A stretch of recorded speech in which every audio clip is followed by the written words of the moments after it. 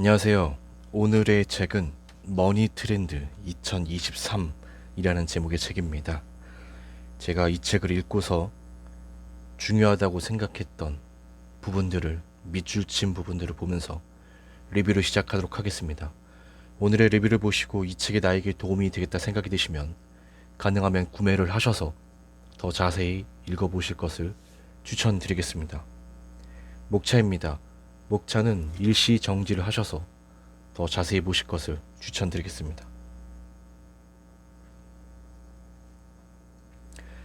2023년에도 러시아 우크라이나 전쟁이 지속되느냐의 여부와 상관없이 유가는 하락할 가능성이 높다. 미국 에너지 정보청의 전망에 따르면 미국산 셰일 오일 생산이 꾸준히 늘어나는 가운데 2023년 하반기에는 글로벌 원유 시장의 수급이 균형 상태에 도달할 것이라고 전망했다. 고용률도 높지 않고 투자도 별로 없는데 생산량이 꾸준히 늘어나고 있음을 감안하면 에너지를 비롯한 국제 상품 가격은 지금보다 낮은 수준에 형성될 것으로 예상된다. 실제로 불황이 오면 실업률이 급격히 빠른 속도로 올라가지만 경제활동 참가율 역시 서서히 올라간다. 일자리를 구하려는 사람이 늘어나면서 자연스럽게 임금이 떨어지고 혁신적인 기업을 중심으로 투자 시작되며 경기 불황이 끝을 볼 가능성도 있다. 이 정도라면 내년 하반기까지 인플레이션은 3% 전후까지 떨어질 것으로 전망된다. 실업률이 4%를 넘어 5%까지 오르면 중앙은행 입장에서도 부담스럽기 때문이다. 미국 물가는 2%가 목표인데 그 목표에 도달하지 않았어도 금리를 인하한 적이 많다. 그러니 비관적으로 보기보다는 기회가 올 것에 대비하여 차근히 자산을 모아두고 투자의 적기를 잡기를 권한다. 인구가 감소한다는 사실이 집값 하락에 직접적인 영향을 미칠까? 물론 일부 지역에서는 악영향을 미칠 수 있다. 그러나 2040년까지 수도권과 중부권의 인구가 계속 늘어날 것이라는 통계청의 전망을 참고할 필요가 있다. 좋은 일자리와 대학이 밀집된 수도권으로의 집중화가 계속될 것이고 1인 가구 주도의 가구수 증가 가능성이 높다. 지난 20년 동안 그래왔듯 우리나라 경제가 꾸준히 성장할 수만 있다면 1인당 소득은 지금보다 높은 수준에 도달할 것이기에 물리적 공간이 넓으면서도 각종 설비가 잘 갖춰진 주택에 대한 수요는 꾸준히 높아질 것이다. 금리 및 공급 여건을 눈여겨보아야 하겠지만 서울이나 경기도 등 수도권의 주택가격이 인플레 및 경제 성장의 속도를 따라가지 못하는 일은 없을 것 같다. 정부 차원에서 세종시와 각 지역의 혁신도시를 만들어서 강력하게 지방의 부흥을 도모했는데도 수도권 집중화는 해결하지 못했다. 물론 세종시의 집값이 한때 급등했지만 서울 주택가격에 도달하지 못한 채 무너지고 말았다. 그만큼 우리나라 국민들의 서울 집중도가 높으며 적어도 지금 세대가 살아가는 한은 어려울 것이다. 가장 큰 이유는 좋은 일자리가 서울에 많이 몰려있기 때문이다. 기본적으로 좋은 일자리는 좋은 학교 옆에 생긴다. 스타트업이 대표적이다. 똑똑한 학생들은 학교 근처에서 창업을 시작한다.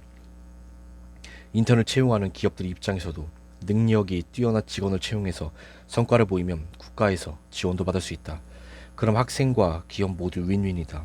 학생들 역시 대학교와 연결되어 있는 지하철 노선 인근의 회사에 취직하는 게 여러모로 유리하다.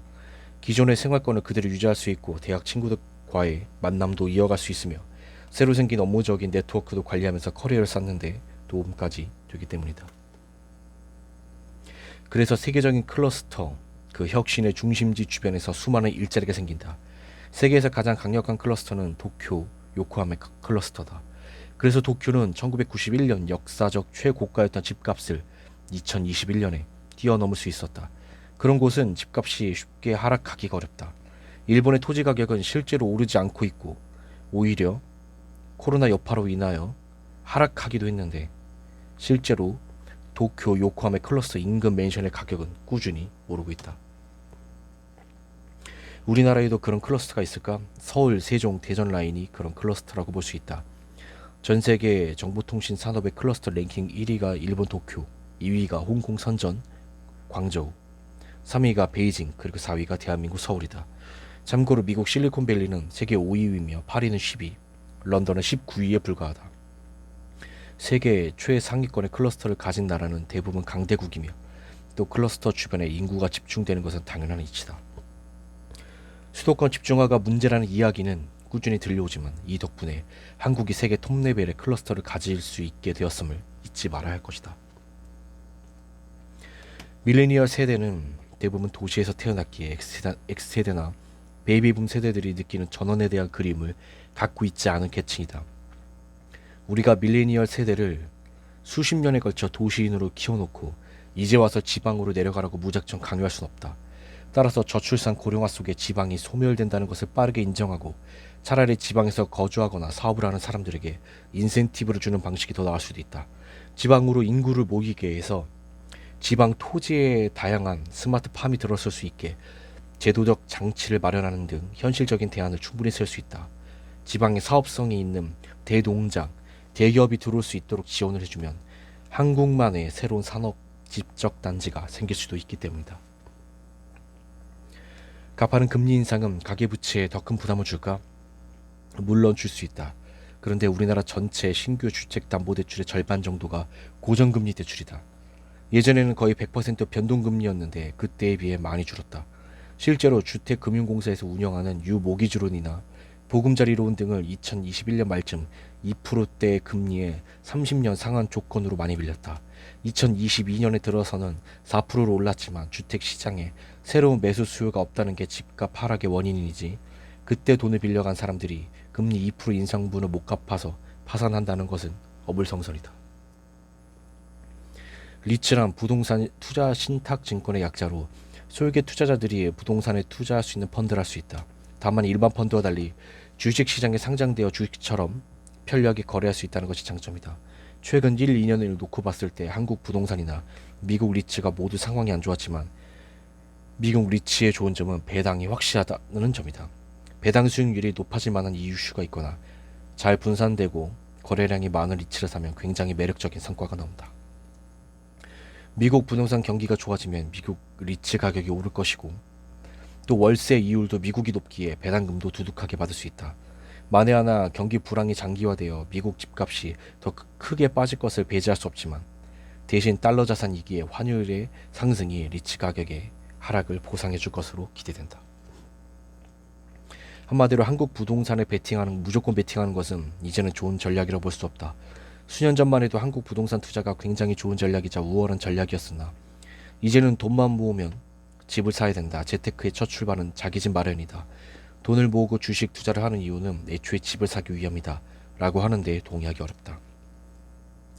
2023년 우크라이나 전쟁이 끝난다면 세계 주요국의 정책 금리는 동반 인하될 것으로 기대된다.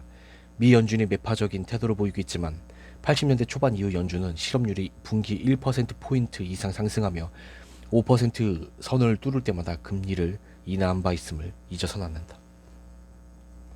실제로 과거를 돌이켜보면 실업률이 내려갈 때는 천천히 내려가지만 올라갈 때는 급반등한다. 경제는 그렇게 생겼다. 경기 침체가 올 때마다 실업률이 올라갔다. 2020년은 코로나 때문에 올라갔다. 이번에는 실업률이 급등하면 금리에도 변화가 나타날 것이다. 가장 대표적인 것이 현대자동차다. 현재 연봉 1억 이상을 수령하는 근로자들이 수만 명에 이르는데 이들 대다수가 50대다. 따라서 이들의 은퇴는 기업의 인건비 부담을 줄여줄 뿐만 아니라 능력 있는 젊은 세대의 채용으로 연결될 것이다. 이처럼 세대 교체가 이루어지면 5년 안에 우리나라 기업들의 수익성이 많이 올라갈 것이다. 인구 구조상 적체된 저생산성 군이 빠지고 4차 산업혁명에 잘 적응한 젊은 세대들이 각 기업의 중추 역할을 하게 되면 우리 사회는 하루가 다르게 급변할 것이다. 즉 고령화는 단기적으로는 오히려 행운일 수 있다는 얘기입니다. 또 하나의 행운은 우리나라 금리가 다른 나라에 비해 낮은 수준을 유지할 가능성이 높다는 점이다. 2008년 글로벌 금융위기를 연상시킬 정도로 환율이 가파르게 오르는데도 우리나라 금리가 선진국에 비해 낮은 이유는 어디 있을까? 어느 정도 자산이 있는 은퇴자들이 4차 산업혁명에 적응하지 못한 데다 코인이나 주식 같은 재테크 시장에 대한 저항감도 커서 적금 예금에 넣는 돈이 상당수이기 때문이다. 예금으로 묶어두는 돈이 많을수록 금리 내려간다. 전 세계적으로 비슷한 현상이다. 경제 전반으로 보면 앞으로 안정적인 저축을 선호할 것이고 당장은 고금리지만 장기적으로 봤을 때 금리가 크게 오를 가능성이 적다. 경제는 상위 30%의 자산으로 돌아가고 있는데 그들의 돈이 부동산이 아닌 고금리를 활용한 예금으로 들어갈수록 나라 경제는 오히려 좋을 수 있다는 것이다. 정부가 나서서 적극적으로 개혁만 한다면 연금 재정은 고갈되지 않을 수 있다. 어떻게 하느냐에 따라 달린 선택의 문제다. 납입률을 올리거나 국가 재정으로 메우면 된다. 대부분의 나라는 이러한 연금을 국가 재정으로 메우고 있는데 꼭 국민연금 혼자 해야 하는 일은 아니다. 연금 고갈은 인구가 이렇게 줄어들 줄 모르고 설계되었기에 생기는 문제다. 2007년에 노무현 정부에서 연금 개혁을 할 때도 출산율이 반등할 거라고 예측했다. 그렇게 대책을 세웠는데 그 이후로 15년이 지나도록 이렇게 출산율이 하락할 것이라고는 몰랐던 것이다. 그 누구도 알지 못했다. 국민연금 제도를 이번 정부에서 개혁할지 다음 정부에서 개혁할지는 여전히 알 수 없지만 제도만 개혁된다면 충분히 지속 가능하다. 그러니 미래가 불확실하다는 생각에 휩싸여 굳이 다른 선택을 할 필요는 없어 보인다. 가능하면 어떻게든 일을 하자. 은퇴 직전인 사람들은 현실적으로 은퇴를 늦추자. 충분히 가능하다. 지금의 60세는 옛날의 60세보다 월등히 건강하다. 은퇴를 이미 한 사람들은 투자하자. 부동산부터 사고 시작하는 재테크는 이제 끝났다. 금융자산을 불려서 여윳돈으로 집을 사든가 하자. 현재 인플레이션은 전 세계적인 현상이며 이로 인해 글로벌 주요 도시는 모두 월세 폭등을 경험하고 있고 서울도 예외가 아니다. 이러한 경우에 정부의 개입이 없다면 많은 사람들이 임대료 수입이 급등하기 때문에 너도 나도 부동산에 투자하려고 할 것이다. 인플레이션은 기본적으로 현금의 가치가 시간이 지나면서 낮아지는 것을 의미한다. 부동산과 같은 현물의 가치는 고정되는 상황에서 현금의 가치가 떨어진다면 현물의 가치는 상대적으로 높아지기에 부동산 가격은 상승할 수 있다. 인플레이션이 왔다면 기본적으로 긍정적인 뉴스일 수 있으나 기준금리 상승으로 인한 수요 위축으로 말미암아 부동산 가격 하락이 나타나는 경우가 대부분이다. 이러한 부동산 가격 하락은 기준금리 상승이 멈추고 정체된 기간까지 상당 기간 이어질 가능성이 높다. 즉 기준금리 상승이 멈추었다고 바로 그 다음 달 기준금리를 인하하는 것이 아니라 인플레이션 상황을 보면서 기준금리 인하가 나타나기 시작할 것이다. 그렇다면 상당 기간 부동산 가격은 하락과 횡보할 가능성이 높다. 2023년은 부동산 하락세가 지속될 가능성이 높다. 따라서 섣불리 매수에 참여하기보다는 본인이 구매하려는 아파트와 비교단지의 동일 평형대 아파트의 가격 트렌드를 지속적으로 메모해가며 시기를 살펴야 한다.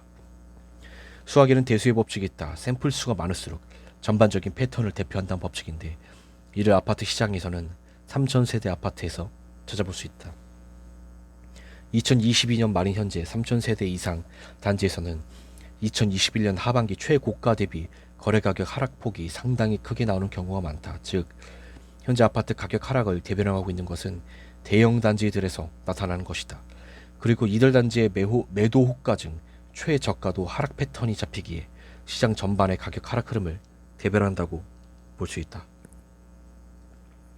반드시 대형 세대 아파트 단지 25평 혹은 30평형대 아파트의 거래 가격과 매도 호가 중 최저가를 한 달에 한 번 꾸준히 기록해야 한다. 물론 아파트마다 층 호수, 동별 가격이 상이하기에 동일 아파트 단지 동일 평형대 매도 호가에는 당연히 차이가 있을 수 있다. 그럼에도 불구하고 매도 호가 중 최저가를 기록해야 하는 이유가 있다. 매도 호가 중 최저가임에도 매수 문의가 없다는 것은 시장의 본질 가격이 매도 호가 최저가보다 낮게 형성되어 있기 때문이다. 그리고 매도 호가 데이터를 모아야 하는 가장 큰 이유는 매도 호가는 데이터베이스에 저장되지 않기 때문이다. 2022년 11월 현재 2021년 하반기 신고가가 나왔을 때 매도 호가가 궁금하다고 한들 2021년에 매도 호가 자료를 제공하는 사이트는 없다. 따라서 가격 제공 플랫폼에서도 매도 호가 자료를 제공하고 있지 않다면 이 자료를 모으는 사람은 정말 값진 자료를 갖고 있는 사람이 되며 이를 통한 분석은 다른 사람보다 시장에서 앞선 선택을 할 수 있는 근거가 된다. 일반적으로 가격 상승기에는 매도자들이 이전 거래가보다 더 높은 가격에 매도하고자 한다. 즉 가격 상승기에는 매도가가 거래가보다 큰 형태가 일반적이다. 그런데 가격 하락기에는 매도자들이 어떻게든 매도를 하고자 한다면 당연히 이전 거래가격보다 낮은 가격에 매도 가격을 선택한다. 즉 가격 하락기에는 매도가보다 거래가가 더 큰 형태가 일반적이다. 따라서 지금과 같은 하락기에는 매도 호가와 이전 거래 가격의 차이가 얼마나 벌어지고 있는지를 주의 깊게 살펴야 하며 매도 호가와 거래 가격의 차이가 좁혀지다가 매도 호가가 거래 가격보다 높아지는 시점이 하락기에서 상승기로 반전하는 시점이 된다는 것을 잊지 말아야 한다. 거시경제와 관련된 책들을 많이 보고 나중에 투자 시점이 왔을 때 레버리지를 일으키는 과감한 투자를 할 수 있도록 미리 공부해야 한다. 2008년 금융위기 상황과 2022년의 상황이 어떻게 다른지에 대한 상황을 인지해야 한다.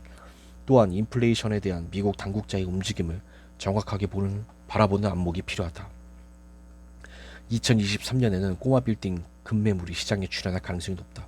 2020년과 21년 상당한 규모의 대출을 안고 꼬마 빌딩을 구매한 사람들의 경우 이자 부담에 버거워 물건을 던질 가능성이 있기 때문이다.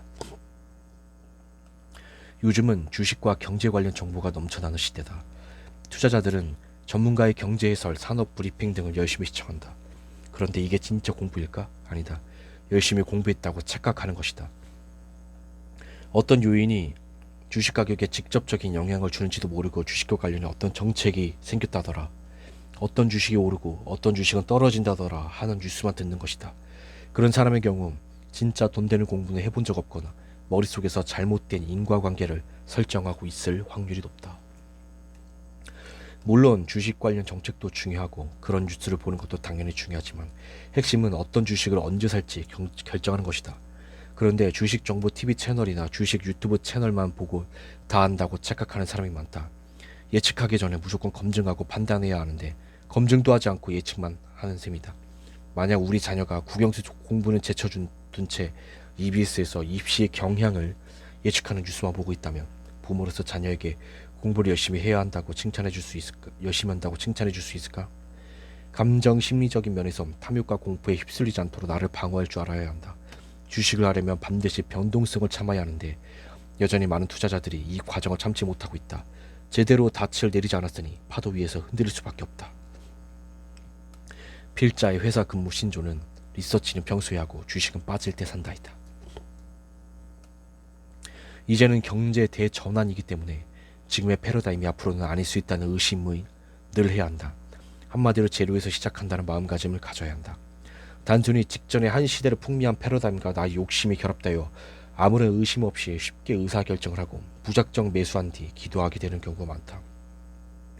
이 같은 실수를 2번 반복하지 않으려면 변화무쌍하게 바뀌는 패러다임에 적응하기 위해 선입관을 버리고 꾸준히 공부해야 한다.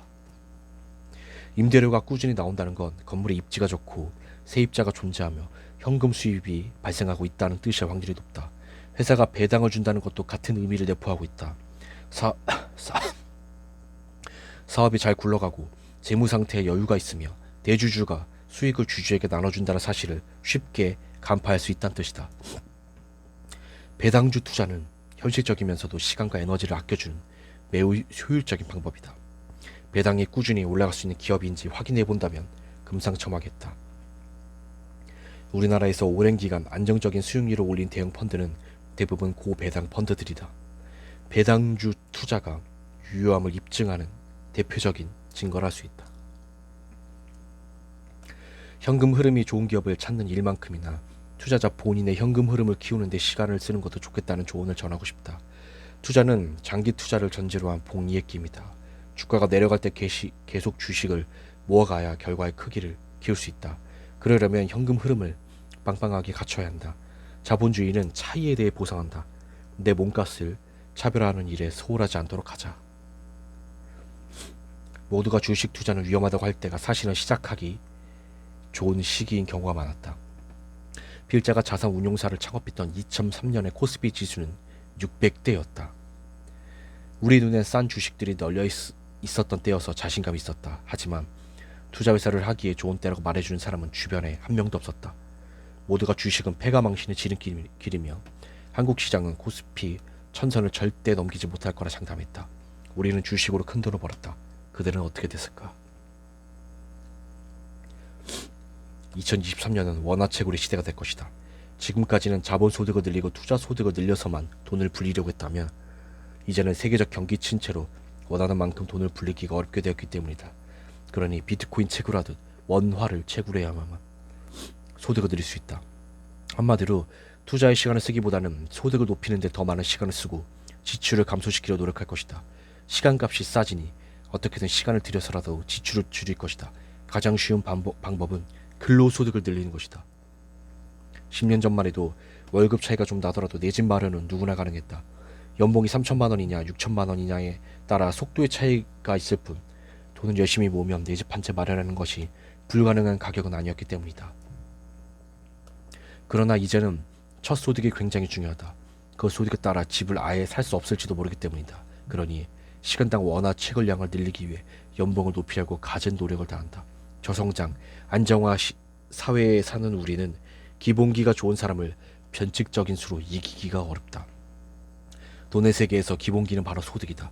부자가 되기 위해서는 소득이 받쳐주는 것보다 더 좋은 건 없다. 더 이상 인스타그램은 싸이월드나 블로그 같은 저장 공간, 나만의 기록물이 아니다. 인스타그램에서는 다른 SNS와 비교할 수 없을 만큼 실제 자기가 사는 삶보다 조금이라도 좀 더 좋게 보이고 싶은 마음을 적극적으로 드러낸다. 그리고 그것을 위해 돈을 아끼지 않는다. 관계가 불편하고 힘들다고 말하는 2030 세대이지만 오히려 2023년에는 그들의 외로움을 달래기 위한 시장이 지금보다 더 커질 것이다. 그들은 온라인에서 나만의 친구를 찾는다. 텔레비전 방송보다 유튜브를 더 많이 보고 트위치, 아프리카 TV 등 인터넷 방송을 즐겨본다. 텔레비전 속 연예인들은 일방적으로 정보를 전달하지만 유튜브 같은 인터넷 방송은 쌍방 소통이 가능하기 때문이다. 댓글을 달고 라이브 방송에서 채팅을 하면서 서로 소통하는 느낌을 받고 유대감을 쌓는다. 개인주의가 점점 더 파편화될수록 이 현상은 증가할 것이다.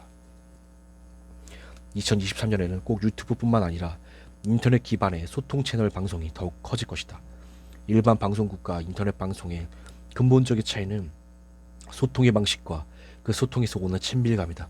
광고는 없어질 수 없는 산업이기 때문에 텔레비전 방송이 사양될수록 대체제를 찾을 것이고 그것은 인터넷 방송의 대표 플랫폼인 유튜브, 트위치, 아프리카 TV 등일 것이다. 젊은 세대가 허세를 부리고 가진 돈을 펑펑 쓰고 결혼을 하지 않는 것은 온라인 기반의 사회망 서비스가 활성화되고 대세가 되면서 큰 역할을 하며 심화된 것으로 보인다. 돈이 있는 사람들만 결혼을 하고 여유가 있는 사람들이 아이를 낳는 것처럼 보이는 사회에서 고를 수 있는 선택지가 제한된 것처럼 느껴진다. 예전에는 이런 현상이 심하지도 않았고 남의 사정을 속속들이 몰랐으니 자기만족으로 잘 먹고 잘 살면 됐지만 이제는 스마트폰만 열어도 나와 비교되는 사람들이 인스타그램에 넘친다. 결혼 상대자를 캐릭터 부양과 연관지어 생각하고 예전에는 관심도 없었던 호텔 결혼식과 초호화 신혼여행, 비싼 신혼집과 인테리어에 전 재산을 쏟아붓기도 한다. 이 게임판에 있다 보면 점점 더 눈이 높아지고 기준이 점점 높아지기 때문이다. 정부는 청년을 위한 주거정책으로 소형 주택을 만들어서 제공했다. 수량도 부족하거니와 침대와 식탁을 놓으면 꽉 차는 공간이다. 청년은 당연히 힘들어도 되고 소형 주택에 살아야 하는 것도 감수해야 한다는 것은 어떤 논리일까? 우리 사회는 청년들이 방음, 단열, 옵션도 제대로 갖춰지지 않은 곳에 살면서 지금은 집이 작지만 나는 언젠가 좋아질 거라 라는 희망으로 계속 살아가도록 종용한다. 그래서 그들은 계속 최소한의 소비만 하면서 살아가고 있다. 그러다 보니 결혼은커녕 연애도 꿈꿀 수 없게 되거나 시도조차 하지 않는다. 사회적으로도 악순환이 반복되고 있는 셈이다. 부자가 해외로 빠져나가고 있다는 것을 체감하는가? 실제로 그렇다. 많은 부자들이 해외 이민을 염두에 두고 있다. 여러 가지 이유가 있겠지만 그 중에서도 가장 큰 이유는 세금 때문이다. 이제 우리나라에도 상속세가 불러 피바람이 휘몰아칠 것이다. 빠르면 2023년부터도 문제가 생길 수 있다. 58년 개띠로 통칭되는 베이비부머 세대는 1955년부터 63년 사이에 태어난 이들인데 현재 60대인 그들이 가진 큰 자산을 자녀에게 물려줄 때가 다가오고 있기 때문이다. 현재 우리나라의 세법상 최고 세율이 50%에 이르기 때문에 까딱 잘못하면 재산의 절반을 세금으로 내야 할지도 모른다. 미국의 경우 자녀에게 부부 합산 최대 2,340만 달러, 환율 1428원 기준 약 334억까지 무상증여할 수가 있다.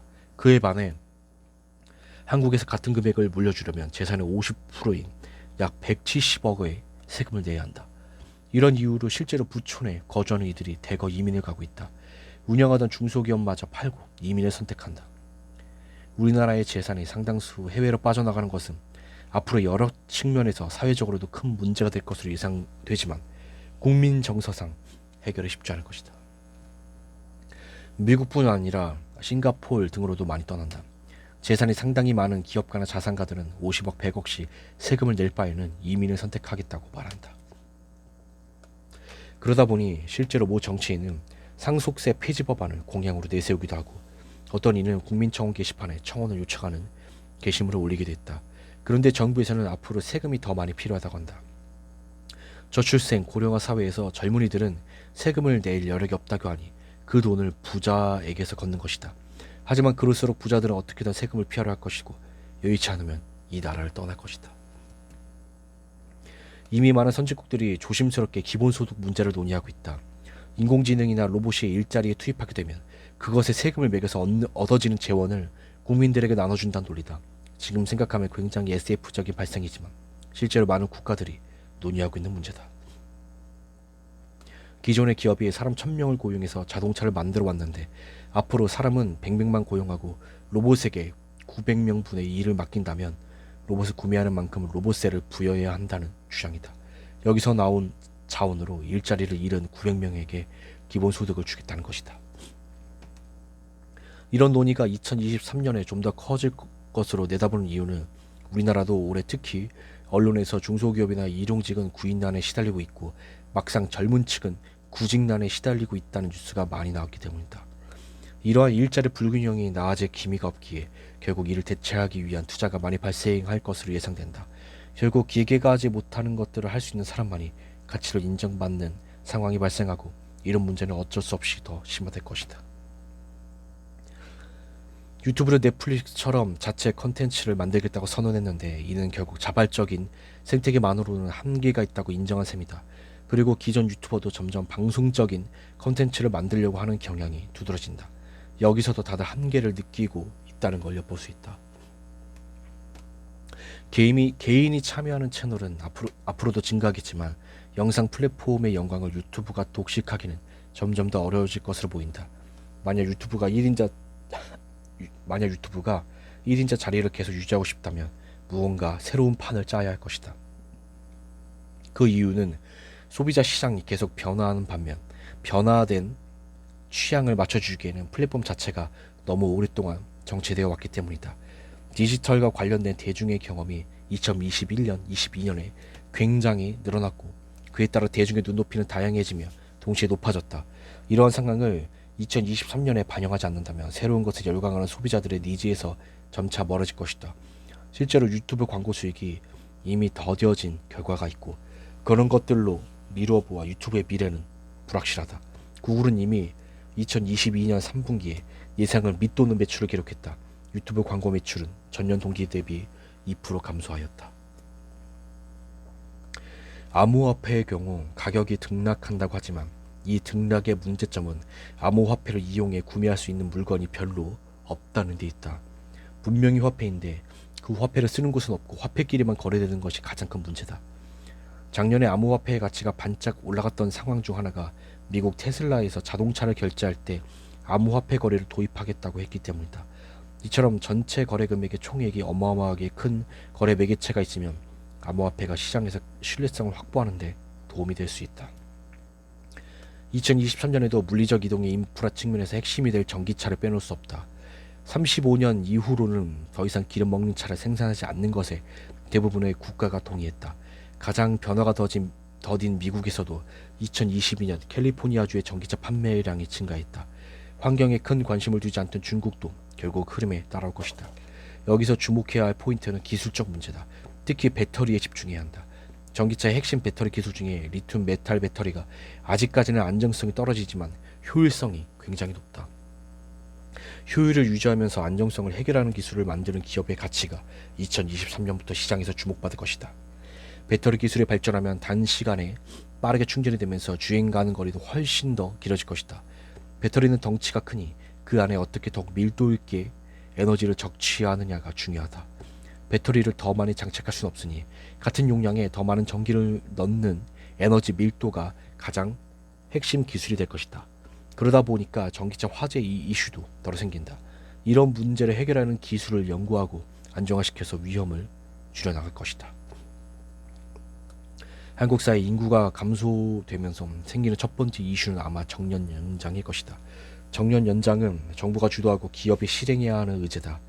정부는 기업에 실제로 정년 연장을 할 수 있도록 인센티브와 페널티를 적절히 활용해 정책적인 조정을 할 것이다. 한국 사회의 재반 구조는 세대 부조용으로 만들어져 있기 때문에 결국 공동체 유지를 위해서는 정년 연장을 하지 않을 수 없다. 간단히 인구 문제의 재반 구조를 분모와 분자로 설명해 보자. 우리는 그간 분모가 많이 공급되면서 분자를 먹여 살리는 구조를 유지해 왔다. 즉 이상적인 재반 구조로 분모의 확장 공급을 통해 복지와 조세, 산업 정책들을 설계 운영해 왔다. 현역 인구가 열심히 일해 분자인 피부양 인구를 먹여 살리는 구조였다. 세대 부조형의 복지가 취약계층인 국민을 지지하고 조세 정책도 그에 맞춰 적용됐다. 세금을 걷어들이는 기반의 각종의 산업 정책도 세대 부조를 전제로 아래에서 국민을 떠받쳐주는 구조였다. 그런데 지금은 이 구조가 거꾸로 뒤바뀌었다. 이런 상황에서는 복지나 조세 정책, 산업 정책 모두 유지되기 어렵다. 분모인 현역 인구의 감소와 맞물린 객출 비용만으로는 그간의 부양 구조를 떠받치기 힘들어진 것이다. 그렇다면 지금 상황에서 취할 수 있는 방법은 사실상 하나뿐이다. 이렇게 역삼각형 구조에서 버티기 힘들수록 복지 혜택을 덜 받고 더 많은 세금을 내는 것이다. 출산율과 뚜렷한 인과성을 보이는 것은 서울 아파트 값이다. 특히 최근 4, 5년간의 아파트값 변동과 출산율 하락은 꽤 동반해 움직인다. 서울 아파트값이 올라갈수록 출산율이 떨어지는 것이다. 한마디로 둥지를 구하기 어려우면 아이를 낳지 않는 것이다. 반면 먹이의 문제인 고용률은 20년 전이나 지금이나 크게 다르지 않다. 그때가 어려웠으면 지금도 어렵고 그때가 쉬웠으면 지금도 쉽다. 고용률과 출산율은 크게 인과관계가 없다는 얘기다.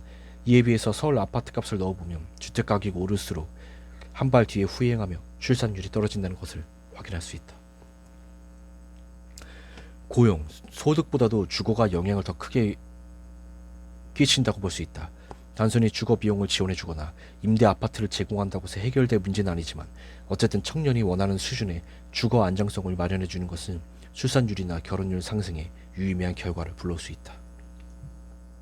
앞으로는 대행 산업이 굉장히 커질 것이다. 분업 때문이다. 분업이 강화되면 자기가 하던 것만 잘하고 나머지는 다 못하게 된다. 그런데 우리 먹고 살아야 한다. 스스로 움직여서 필요한 것을 해낼 수 있는 사람들은 겨우 하면 되지만 고령 인구는 갈수록 제한된다. 그럼 누군가 대행을 해줘야 한다.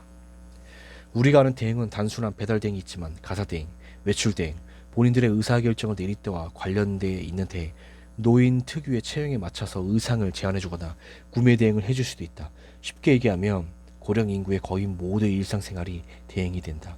이것도 수요와 공급에 맞아야 한다. 필요한 사람들은 계속해서 늘 것이다. 그런데 이걸 공급하는 곳이 적다. 젊은 1인 가구와 늙은 1인 가구의 양상은 굉장히 다르게 나타날 것이다. 하지만 공통적으로 관통하는 키워드가 있다. 대표적으로 혼자 살기 때문에 불가피하게 생기는 고립과 관련된 문제와 관계 확정으로 연결된 이슈다. 이미 많이 활성화되어 있는 이슈다. 당근마켓, 배달과 같은 사업이 꾸준히 수요를 이끌어낼 것이다. 현재는 정부에서 1인 가구를 위해 짓는 주거의 형태가 10평도 채 안 된다. 정확한 수요와 욕구 분석이 안 된 상태에서 관성적으로 접근한 결과다. 4인 가족에게 24평의 집이 필요하니까 1인 가구는 24 나누기 4, 6평이 필요하다는 식으로 계산한 것이다. 실제로 그런 크기에서 편하게 살 수 있다면 다행이지만 아닌 경우가 훨씬 많다. 요즘은 토끼집처럼 작게 많이 짓기만 바쁜데 실제 MZ세대들은 어렸을 때부터 널찍한 집에서 자기 방을 갖고 곳곳을 돌아다니며 생활한 사람들이다. 작은 방 한 칸에서 혼자 고립되어 사는 구조는 윗세대가 만든 대안일 뿐이지 요즘과는 맞지 않는다. 그렇다면 당연히 그들의 필요한 방식으로서 1인 가구에 맞는 주택을 공급해야 한다. 1인 가구는 주거 약자이니까 정부가 복지를 도와줘야 된다고 하면서도 교통이나 기본적인 생활시설도 없는 산속 같은 곳에 집을 지어 놓으면 누가 들어가겠는가. 핵심은 중소형으로 집을 짓 때 역세권 중심으로 배치해야 하고 청년은 늘 움직이는 세대이기 때문에 그들의 생활 방식에 맞는 주거 정책을 재편해야 한다. 한판 승부를 보려는 대신 이 말을 꼭 기억하기 바란다. 독일 정치가인 비스마르크가 한 이야기다. 어리석은 자는 경험에서 배우고 현명한 자는 역사에서 배운다. 대부분의 투자자들은 자기 경험을 통해서만 배워나간다.